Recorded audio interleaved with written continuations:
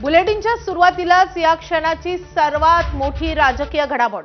राज्यात पुन्हा मोठ्या राजकीय भूकंपाची शक्यता आहे। अवघ्या 2 दिवसात हा मोठा राजकीय भूकंप होणार आहे। ठाकरेंच्या शिवसेनेचे खासदार शिंदेचे शिवसेनेत प्रवेश करण्याची शक्यता आहे। मुंबईपासून दिल्लीपर्यंत विविध वेगवान घडामोडी घडतायत।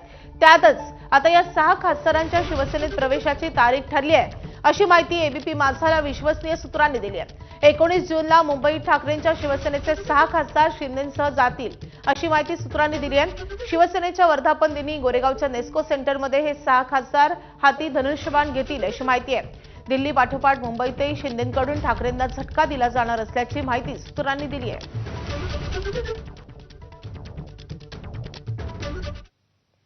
तर ठाकरेंचे खासदार दिल्लीत पोहोचल्यानं ऑपरेशन टायगरच्या चर्चांना पुन्हा बळ मिळाले। विशेष म्हणजे एकनाथ शिंदे स्वतंत्र विमानाने दिल्लीत दाखल झालेत। भाऊसाहेब वाकचौरे, संजय देशमुख, संजय जाधव, संजय दिना पाटील, राजाभाऊ वाचे आणि नागेश पाटील आष्टीकर हे देखील दिल्लीत दाखल झालेत। वेगळा गट स्थापन करण्यासाठी खासदार आजच दावा करण्याची शक्यता आहे। एकीकडे खासदारांनी दिल्लीकडे धाव घेतलेली असतानाच ठाकरेंच्या सेनेमध्ये जोरदार हालचाली सुरू झाल्या आहेत। अनिल देसाई, संजय राऊत आणि अरविंद सावंत हे सध्या संकटमोचकांच्या भूमिकेत गेलेत। पक्षात फूट पडल्यास पुढील कायदेशीर पावलं नेमकी काय असावीत, यासाठी हे तिन्ही खासदार पुढील रणनीती आखतील, अशी माहिती आहे। आणि त्यामुळे उद्धव ठाकरेंसाठी आजचा दिवस खऱ्या अर्थानं अग्निपरीक्षेचा ठरतोय।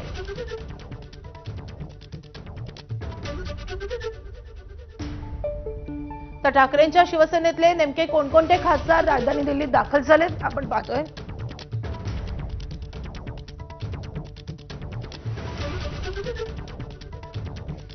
तर यवतमाळचे खासदार संजय देशमुख, संजय जाधव आणि शिर्डीचे खासदार भाऊसाहेब वाकचौरे हे दिल्लीमध्ये दाखल झालेत।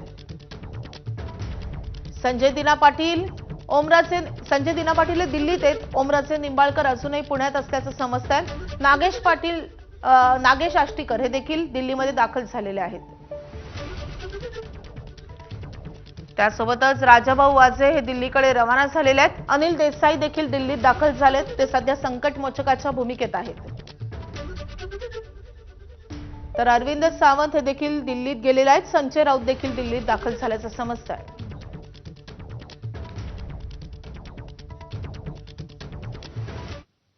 तर उपमुख्यमंत्री एकनाथ शिंदे रात्री उशिरा दिल्लीत दाखल झालेत। एकनाथ शिंदेंनी दिल्लीतून राजस्थानचाही दौरा केलाय।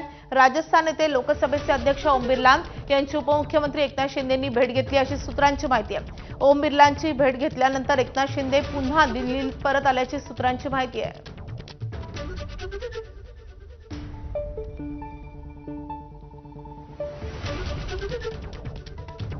तर आपले प्रतिनिधी कृष्णा केंडे सध्या आपल्या सोबत आहेत। कृष्णा, दिल्लीमध्ये खूप महत्त्वाच्या घडामोडी घडतायत।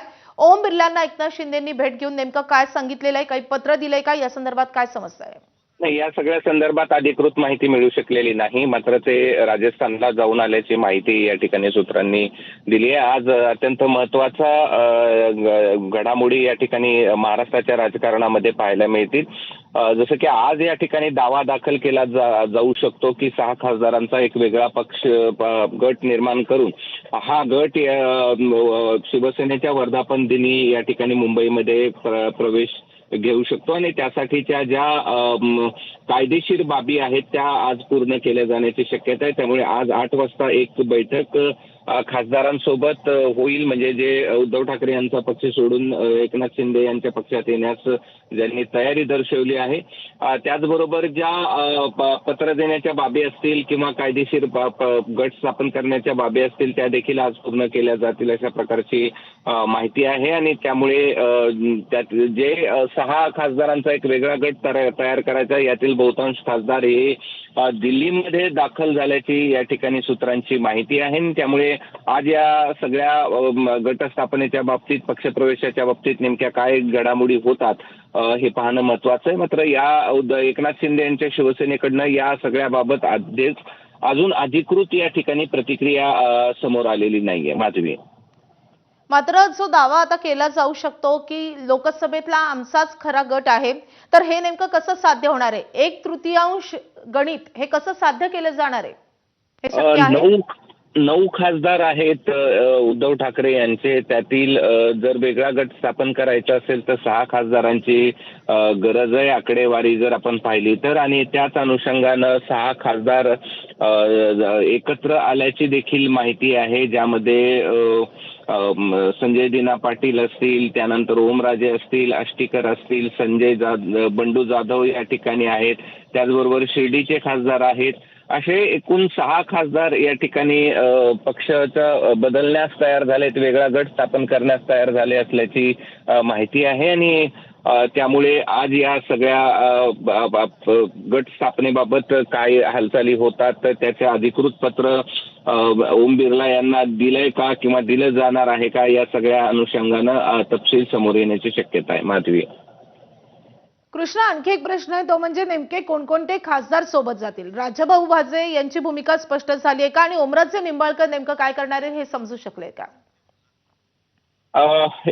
ज्यावेळेस एखादे उपमुख्यमंत्री पदावरचा व्यक्ती तात्काळ दिल्लीला येतो, तिथून ते राजस्थानला जातात, याचाच अर्थ असा आहे की 6 खासदारांची संख्या जी हवी आहे ती या ठिकाणी झाली असण्याची शक्यता अधिक आहे. आणि त्यामुळे या सगळ्या हालचाली केल्या जात आहेत, अशा प्रकारची देखील निश्चित माहिती आहे. ओमराजे आता रात्री उशिरापर्यंत तरी पुण्यात असल्याची या ठिकाणी माहिती होती. आता ते दिल्लीमध्ये पोहोचले आहेत का हे पाहणं देखील महत्त्वाचं आहे. आणि आज आपल्याला या सगळ्या संदर्भात थोड्या वेळात स्पष्टता येईल. माधवी, कृष्णा, असंही समजतंय की 19 तारखेला शिवसेनेच्या वर्धापन दिनी हे पक्षप्रवेश होऊ शकतात.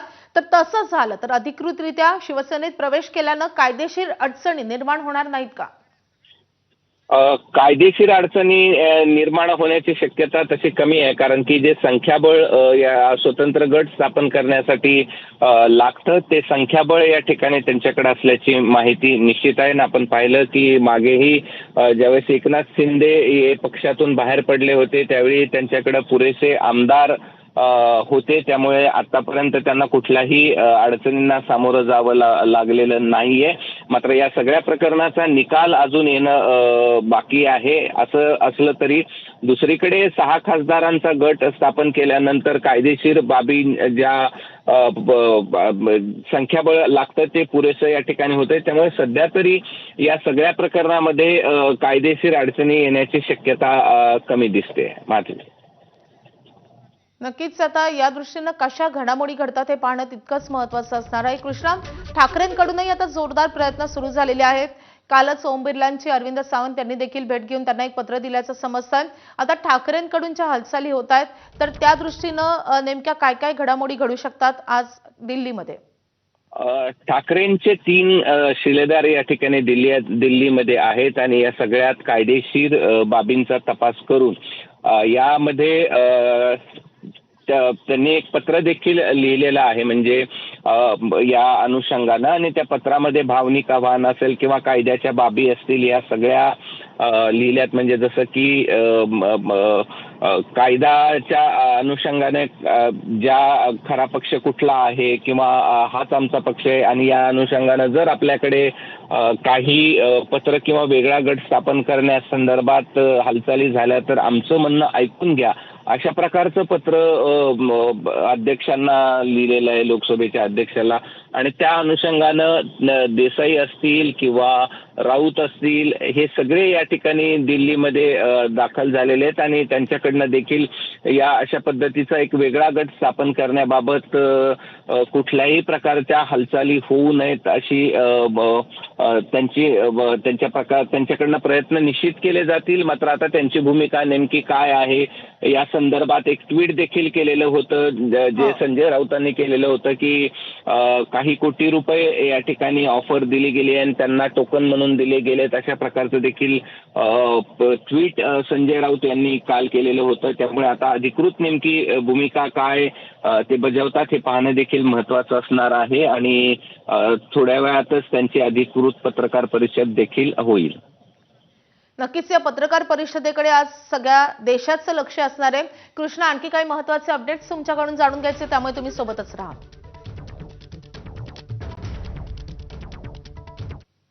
दरम्यान हे ऑपरेशन टायगर नेमकं कशा प्रकारे राबवलं जाऊ शकतं आपण ग्राफिक्सद्वारे पाहूयात. तर सूत्रांच्या माहितीनुसार ऑपरेशन टायगरसाठी सध्या अनुकूल वातावरण आहे. तृणमूल काँग्रेसचे तुकडे झाल्यानंतर ठाकरेंचे खासदार शिंदेंच्या शिवसेनेत येऊ शकतात.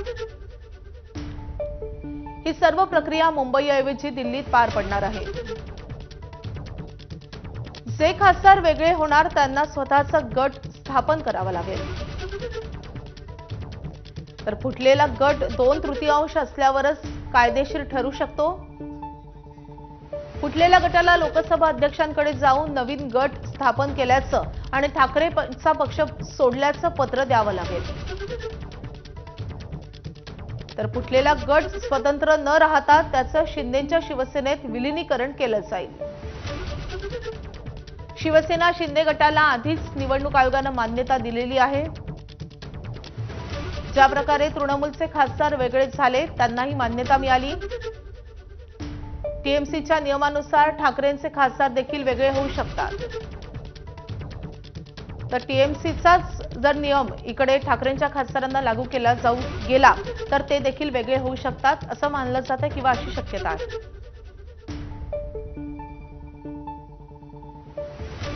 तर खासदारांच्या फुटीच्या पार्श्वभूमीवर ठाकरेंच्या शिवसेनेचे लोकसभेचे गटनेते अरविंद सावंत यांनी लोकसभा अध्यक्ष ओम बिर्ला यांना पत्र पाठवले. पक्षाचे प्रतिनिधित्व करण्याचा दावा करणाऱ्या कोणत्याही कथित फुटीर गटाला किंवा विभक्त गटाला स्वतंत्र मान्यता, दर्जा आणि विशेषाधिकार देऊ नयेत अशी मागणी अरविंद सावंत यांनी पत्राद्वारे केली आहे. पक्षाच्या खासदारांच्या गटानं आपण स्वतंत्र गट असल्याचं सांगितल्यास किंवा तसा दावा केल्यास अशा प्रकारची कोणतीही विनंती प्राप्त झाल्यास ठाकरेंच्या शिवसेना या पक्षाला आपल्या कार्यालयासमोर आपली बाजू मांडण्याची संधी दिल्याशिवाय त्यावर कोणताही निर्णय घेऊ नये अशी मागणी या पत्राद्वारे करण्यात आली आहे.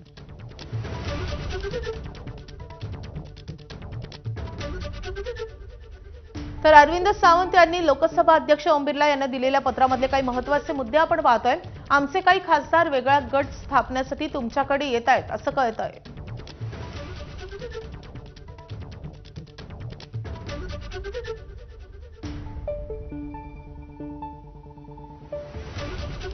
वेगळा गट किंवा अन्य पक्षात विलीनीकरणास तुमची मंजुरी मागत आहेत.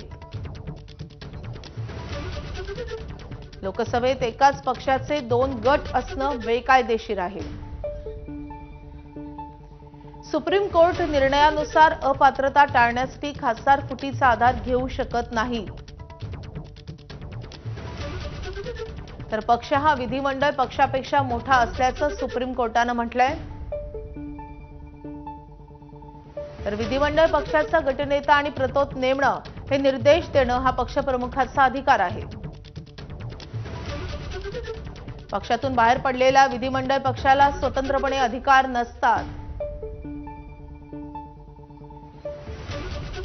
तर विलीनीकरण आणि 2/3 फूट या स्वतंत्र नव्हे तर एकमेकांशी निगडीत बाबी आहेत. आमचं हे पत्र रेकॉर्डवर आणा अशी देखील मागणी अरविंद सावंतांनी केली आहे. शिवसेना उबाठा म्हणून कुठल्याही गटाला मान्यता देऊ नका. शिवसेना उबाठाचं म्हणणं ऐकल्याशिवाय कोणताही निर्णय घेऊ नका.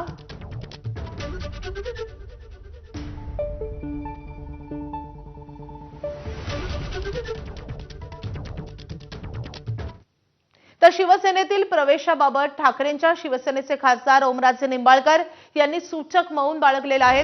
ओमराजे निंबाळकर पुण्यात आहेत की दिल्लीत जाणार याबाबत मौन बाळगलेलं आहे. शिवसेनेच्या ऑपरेशन टायगरमध्ये ओमराजे निंबाळकर यांच्या नावाची चर्चा आहे. मात्र ओमराजे निंबाळकर नेमके पुण्यात थांबतायत की दिल्लीमध्ये जातात याबाबत त्यांनी सूचक मौन बाळगलेलं आहे. त्यामुळे ओमराजे निंबाळकर यांची नेमकी काय भूमिका आहे हे जाणून घेणं अत्यंत महत्त्वाचं असणार आहे. 4-5 दिवसांपूर्वी जेव्हा ठाकरेंनी बैठक बोलावलेली होती सगळ्या खासदारांची, त्या बैठकीलाही ओमराजे निंबाळकर हे उपस्थित राहिलेले नव्हते. पुण्यामध्ये मुलावर उपचार सुरू आहेत आणि त्यामुळे मी पुण्यामध्येच थांबतोय अशा त्यांनी सूचना दिलेल्या होत्या किंवा असा निरोप त्यांनी धाडलेला होता. तेच ओमराजे निंबाळकर आज नेमकी काय भूमिका घेतात हे पाहणं अत्यंत महत्त्वाचं असेल. तर या सगळ्या घडामोडींकडे आपले लक्ष असेलच. मात्र बुलेटिनमध्ये एक ब्रेक घेतोय. पाहत राहा एबीपी माझा.